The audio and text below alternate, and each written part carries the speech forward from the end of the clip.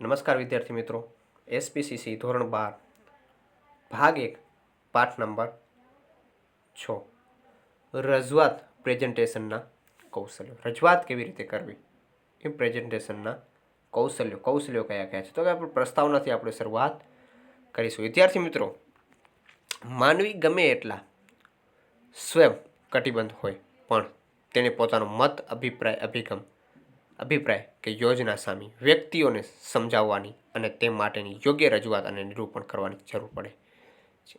એ માટે વ્યક્તિની સમજ, આવડત, કૌશલ્ય તેને મદદરૂપ થાય છે. વિદ્યાર્થી મિત્રો, આ બધી વસ્તુઓ તેમને મદદરૂપ થતી હોય છે. ઉપરાંત અલગ અલગ પ્રકારની રજૂઆત માટે વિવિધ પ્રકારના માળખા અને ઉપકરણોની જરૂર પડે છે. રજૂઆતની પ્રભાવકતા, ટેકનોલોજીનો ઉપયોગ, શ્રોતા પ્રેક્ષકોની ગ્રહણ શક્તિ રજૂઆતની સફળતા નક્કી કરે છે. યોગ્ય પ્રકારની રજૂઆત વ્યક્તિ કે જૂથને સમજાવીને તેનું અનુમોદન મેળવીને ધાર્યા પરિણામો લાવવાનું કામ કરે છે. જે ધાર્યા પરિણામો હોય છે તે લાવવાનું તે કામ કરે છે. રજૂઆતમાંથી પ્રેઝન્ટેશનની શબ્દ લાવવાનું કામ કરે છે. રજૂઆત માટે પ્રેઝન્ટેશન શબ્દ પ્રચલિતપણે વપરાય છે. રજૂઆત પ્રેઝન્ટેશનને એટલે કે પોતાનું મત, અભિગમ, અભિપ્રાય કે યોજના સામે વ્યક્તિઓ જૂથ સમક્ષ યોજના રજૂ કરી સમજાવવાનું આવડત અને કૌશલ્ય છે. આ બધું કૌશલ્ય ખૂબ જ જરૂરી બની રહે છે. હવે આપણે આગળ વધીએ. પ્રેઝન્ટેશનનું મહત્વ શું છે તેના વિશે આપણે માહિતી મેળવી. તો કે વ્યક્તિ દ્વારા પોતાના મત કે યોજનાની રજૂઆત વિવિધ લોકો પાસેથી વિવિધ પરિસ્થિતિઓમાં થતી હોય છે. રજૂઆતમાં મા બાપ કે વડીલ આગળ હોય છે. શિક્ષક કે મિત્ર પાસે હોય છે તથા સંસ્થાના વડા, સહકર્મચારી સમક્ષ હોઈ શકે. પ્રેઝન્ટેશનનું મહત્વ આના પર હોય છે. રજૂઆત અલગ અલગ મોભાવ, જાતિ અને વય જૂથને વ્યક્તિઓને પાસેથી કરવાની હોવાથી તે માટે કેટલીક બાબતો ધ્યાનમાં રાખવી જોઈએ. આ પૈકી કેટલીક બાબતો સર્વસામાન્ય હોય છે, જ્યારે કેટલીક મોભા, જાતિ અને વય જૂથ પ્રમાણે બદલાતી. તદુપરાંત રજૂઆત વિવિધ બાબતો માટે કરવાની હોય છે, જેવી કે 1. અધ્યયન અને પરીક્ષણ, 2. સાક્ષાત્કાર અને જૂથ ચર્ચા, 3. તાલીમ, 4. નિદર્શન, 5. વ્યૂહરચના, 6. યોજના, 7. પરિયોજના, 8. મોજણી વગેરેની કરવામાં આવતી હોય છે. તો આપણે આગળ વધીએ. તો હવે ઉપરોક્ત કોઈ સિદ્ધાંત સ્પષ્ટ કરવાનું હોય, પ્રક્રિયા સમજાવવાની હોય કે ભવિષ્યમાં ચિતાર આપવાનું હોય કે તે માટે રજૂઆત માટેની રીત પણ અલગ હોય છે.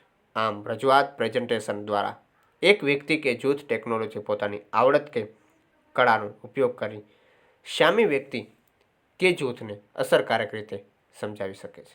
રજૂઆત મૌખિક રીતે લખીને કે કોમ્પ્યુટર દ્વારા દ્રશ્ય શ્રાવ્ય માધ્યમનો ઉપયોગ કરીને શક્ય જેવા ટેકનોલોજીની મદદથી થતી રજૂઆત વધુ અસરકારક બને છે. આ બધી વસ્તુઓ વધુ અસરકારક બનાવવા માટે કાંઈ ને કાંઈ પ્રયત્નો અલગ અલગ કરવામાં આવતા હોય છે. હવે જોશું 6.3 પ્રેઝન્ટેશનના પ્રકાર.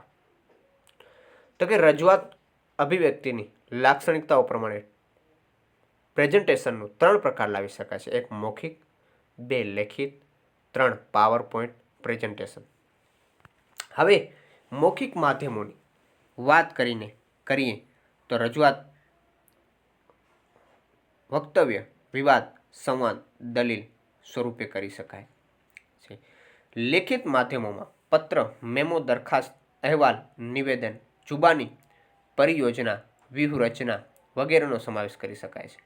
અહીં એ પણ સ્પષ્ટ કરી લઈએ કે સંવાદ, દલીલ, નિવેદન કે જુબાનીની રજૂઆત લેખિત અને મૌખિક બંને માધ્યમોથી કરી શકાય છે. રજૂઆત માટે માધ્યમ ઉપરાંત કેટલાક કૌશલ્યો જાણી જાણકારી હોવી જોઈએ. કેટલા કૌશલ્યોની આપણને જાણકારી હોવી ખૂબ જ જરૂરી બની રહે છે. માહિતી સંચારની સંપૂર્ણ અને ફળદાયી બનાવનાર કૌશલ્યો ઉપરાંત જાહેર વક્તવ્યના કૌશલ્યો, પ્રેઝન્ટેશન માટેના કૌશલ્યોને મળતા આવતા હોવાના કે લાભદાયી થઈ પડે છે.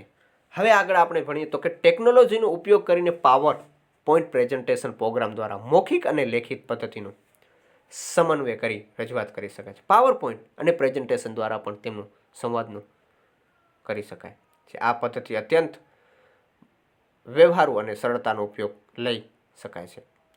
એવી હોવાથી પ્રેઝન્ટેશનની શબ્દનો પ્રયોગ બની ગઈ ક્લાસરૂમ, લેક્ચર, તાલીમ વ્યવસાય મીટિંગ કે પરિયોજનના નિદર્શન માટે આ પદ્ધતિ સૌથી વધુ સારી રીતે સમજ આપવાની સાબિત થઈ છે.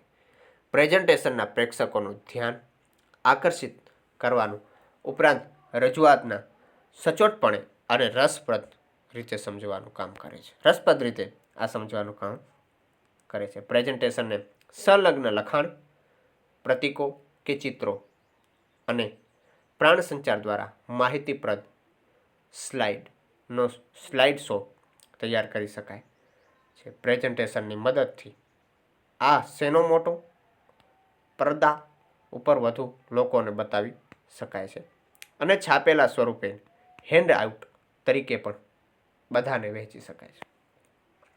પાવર પોઈન્ટ પ્રેઝન્ટેશન અંતર્ગત સ્લાઇડનો શો તૈયાર કરવાની એક કળા છે. સ્લાઇડ શો કરવો કઈ પણ રીતે આપણે કરી શકીએ છીએ. એમાં ડિઝાઇનો રાખી શકીએ, ઘણી બધી સાઇટલો. એ આપણો શોખ છે, એ આપણી કળા હોવી જોઈએ. કેવો રીતે ક્યાં કેવું રાખવું અને તેની રજૂઆત કરવી એ અનેક કૌશલ્યો માંગી લેનાર આવડત છે. અલગ અલગ પ્રકારના કૌશલ્યો અને આવડત તમારામાં હોવી જોઈએ. હવે રજૂઆત કરનાર અનુસંધાનના પ્રેઝન્ટેશનને બે પ્રકાર. કેટલા પ્રકાર? બે, વ્યક્તિગત અને જૂથ અને સામસામે. હવે આપણે જોઈશું કે વ્યક્તિગત અને જૂથ, અને બીજો જોઈશું સામસામે અને પરોક્ષ.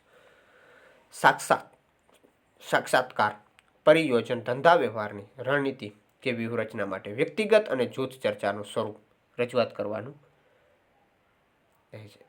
રજૂઆત સામા પક્ષના અનુસંધાનના પ્રેઝન્ટેશનના બે પ્રકારો છે: સામસામે અને પરોક્ષ. સાક્ષાત્કાર પરિયોજનના ધંધા વ્યવસાયની રણનીતિ કે વ્યવહારની ભાવ માટે વ્યક્તિગત અને જૂથ ચર્ચા હવે સામસામા અને પરોક્ષ રીતે થયેલ ટેલિફોન કે વિડીયો કોન્ફરન્સ દ્વારા રજૂ કરી શકાય છે. એક, રજૂઆત હેતુના અનુસંધાનમાં પ્રેઝન્ટેશનના 5 પ્રકાર પડે છે. કેટલા? 5 પ્રકાર. એમાં પહેલો પ્રકારમાં માહિતીપદ. માહિતીપદમાં ટૂંકું અને મુદ્દાસર. 2, સૌથી અગત્યના મુદ્દાઓની ઓછા અગત્યની મુદ્દાઓ તરફ ગતિ. 3, ગૂંચવાડાની શક્યતા નહિવત. ઉદાહરણ, અધ્યયન, તાલીમ વગેરે. 2, સૂચના આપનાર. ચોક્કસ સૂચન કે આદેશ આપવા. 2, સઘન અને સમજવા માટે સમય માંગી લેનાર. 3, પાયાગત બાબતોથી શરૂ કરી ચકાસણી શક્ય. અને ઉદાહરણ, ટ્યુટોરિયલ, સલામતીના પગલાંનું નિદર્શન વગેરેનો સમાવેશ કરવામાં આવે છે. હવે આપણે જોશું 3, જાગૃતિ લાવનાર.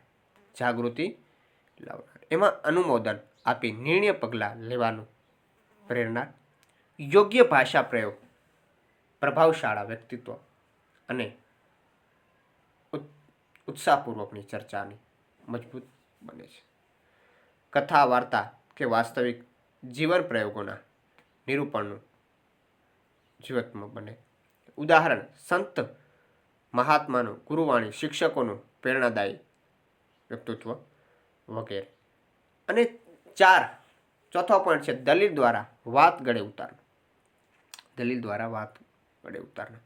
તો એમાં જો સચોટતા સમજવા, લાભની ચર્ચા, તાર્કિક રીતે ઉકેલ તરફ પ્રયાણ પ્રેક્ષકોને લાગણીઓનું ઢંઢોળવી. અને ઉદાહરણ રાજનૈતિક ચર્ચા, વ્યવસાયિક પરિયોજના, દરખાસ્ત વગેરે. 5મો પોઈન્ટ છે નિર્ણયાત્મક. નક્કર ઉદાહરણ પુરાવા આપી નિર્ણયની દિશામાં ફેરવા. નિર્ણયની આવશ્યકતામાં સ્પષ્ટ કરવી. પરિસ્થિતિની સરખામણી વિષમતા દ્વારા લાંબા ગાળાના પરિણામો તથા સંભવિત ભેસ્તાનોની વિગતોની ચર્ચા. અને ઉદાહરણ બોર્ડ ઓફ ડાયરેક્ટરની મિટિંગ, કોર્ટ કે કેસ, અંતે જજને ચુકાદો વગેરેનું મહત્વનું ફાળો બની રહે છે.